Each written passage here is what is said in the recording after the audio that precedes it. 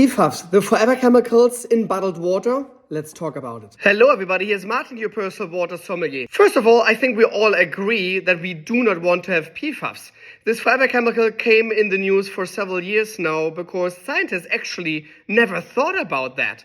But suddenly they're realizing that several cancers are linked to actually PFAS, what we can digest in our system. So I saw many people talking about Topo Chico, and that Topo Chico has a PFAS level of 9.76 parts per trillion. What is actually not true anymore, because yes, they used to have that level, but now it's around 3.9 parts per trillion. What is still too high? Because we don't want PFAS at all, but at least Coca-Cola was able to filter out some PFAS, and I hope for the company of Coca-Cola that they can find a way and put a little bit more research behind it to filter out PFAS in general about their products. But let's face it, and now it's getting a little scary, PFAS are not just in bottled water. PFAS can be found in clothes. Raincoat, yoga pants, trust me, they're PFAS. But now you would think, come on Martin, I don't eat or drink my clothes. Yeah, guess what? When you're washing your clothes, the PFAS will be released and you might be breathing in the PFAS. PFAS in food. There are high doses found especially in chocolate cakes and meat and poultry. Even in fruit and vegetables. PFAS in our packaging.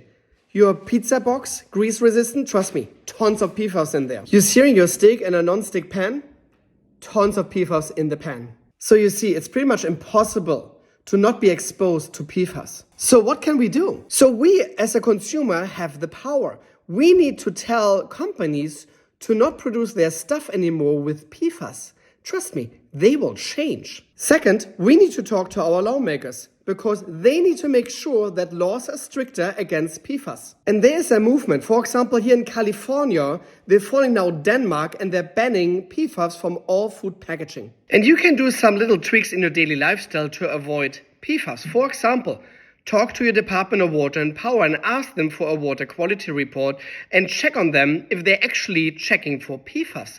Where not, they really need to do that. So we need to talk to them and demand that they're checking for this. When they're checking for it and the PFAS are too high, they need to install treatments that PFAS will not end up in your tap. Now you have to invest some money, but when you want to make really sure your tap water is totally fine, you have to buy a reverse osmosis system, what filters pretty much everything out. The only problem with the reverse osmosis, you're filtering out all healthy minerals as well from your water. So I highly suggest get some mineral mixes back into the water or have a very, very balanced diet with tons of vegetables. Buy food, replace non-stick pans with cast iron or stainless steel pans. Also, don't heat up your food in grease-resistant materials. Heat it up on a plate. So you see, there are ways to lower your intake of PFAS or the exposure of PFAS.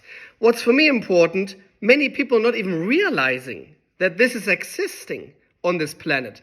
So the big picture clearly is we need to make sure companies are not using PFAS anymore.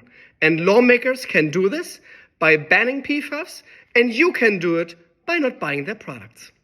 It's that simple. Sometimes it's hard, but that's the only way to make sure we won't have so much PFAS anymore on this planet for all of us. Cheers, my friends, and remember, water is not just water.